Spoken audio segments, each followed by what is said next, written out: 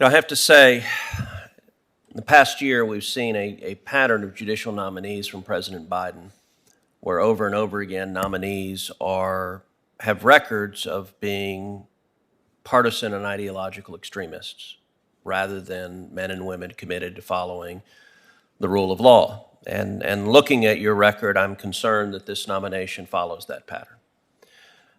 You have had predictably knee-jerk left-wing views on the Second Amendment, on immigration, on the death penalty, on crime. I want to start with the latter. On the death penalty, you oppose the death penalty. Senator, I've never let me say this before I became a judge, I never indicated any view regarding the constitutionality of the death penalty. As a sitting judge, I have had capital eligible cases. There were not seeks of death in those cases. I was fully prepared to apply the law in those cases, and the death penalty is constitutional. I would apply any Supreme Court and Second Circuit precedent. But you've spent, 10 years as a federal judge? Have you imposed the death penalty in any case? I have never had, I've had cases that were death eligible, and the process involves the local office and Maine Justice determining whether or not to seek the death penalty. The death penalty has never been sought in any of the cases over which I've presided. That process takes time, so I have presided over cases that were death eligible. We've got limited time, so you have not imposed the death penalty in any case you presided on, correct? It would have been unlawful for me to do so. That's correct. No case. So let me start with my initial question. You oppose the death penalty? Senator, I don't have a view that could be expressed, and I can. You don't have a view. You spent years litigating. Let's say you led an amicus brief in Bays versus Reese, trying to challenge the death penalty. You participated in a Supreme Court panel in 2007 discussing Bays, and you also discussed Kennedy versus Louisiana. That happens to be a case I know well. I argued Kennedy versus Louisiana. It dealt with a truly horrific crime of a 300-pound man who brutally raped his 8-year-old stepdaughter, so much so that it left permanent, serious injuries to that young girl. Your notes for the panel at the time said, but the actual question and issue has nothing to do with innocence.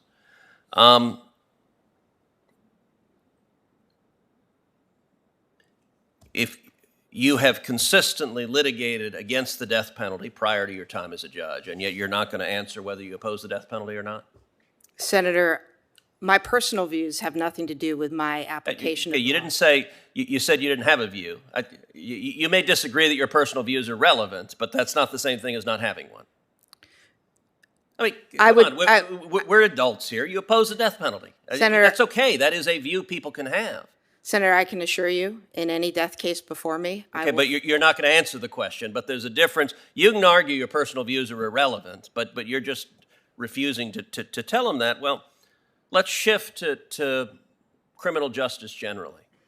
The Biden administration keeps nominating radicals when it comes to criminal justice. 2 of the senior officials of the Department of Justice are among the leading advocates for abolishing the police. The U.S. Attorney now in the District of Massachusetts, as a prosecutor, put out a list of 15 crimes she would not prosecute. And as I look at your record, you have a pattern on so-called compassionate release of releasing violent criminals. So, for example, in United States versus Stephen, the defendant had been indicted in part of what the Department of Justice called, quote, the largest gang takedown in New York City history.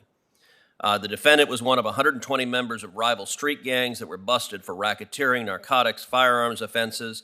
He was later arrested for violating the terms of his supervised release. Last year, you set him free, and that was bad judgment. And what's remarkable is that you released this criminal without even waiting to hear from the government whether he was a threat to society. In fact, the government planned to present you with substantial evidence from video surveillance footage and testimony from 2 law enforcement officers that he was unlawfully carrying a firearm and so was a threat to society. Why did you release a violent criminal without even waiting to hear from the prosecution about whether he was a risk to the community?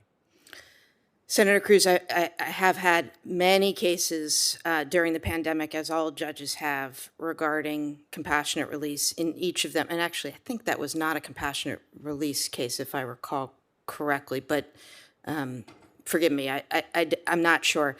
In each of those cases, I have analyzed the factors under First Step Act and 18 U.S.C. Section 3553A. By and large, the majority of cases, compassionate release was denied. Okay, let me try again because my time has expired. If you would answer the question I asked you, which is why did you release this violent criminal without even waiting to hear what the prosecution had to say about whether he was a threat to the community? Senator, I don't have a memory of that procedural posture. I have to say, my practice, of course, is to hear from both sides before issuing decisions, either in writing or orally. So as I sit here, I don't know what you're referencing. Thank you.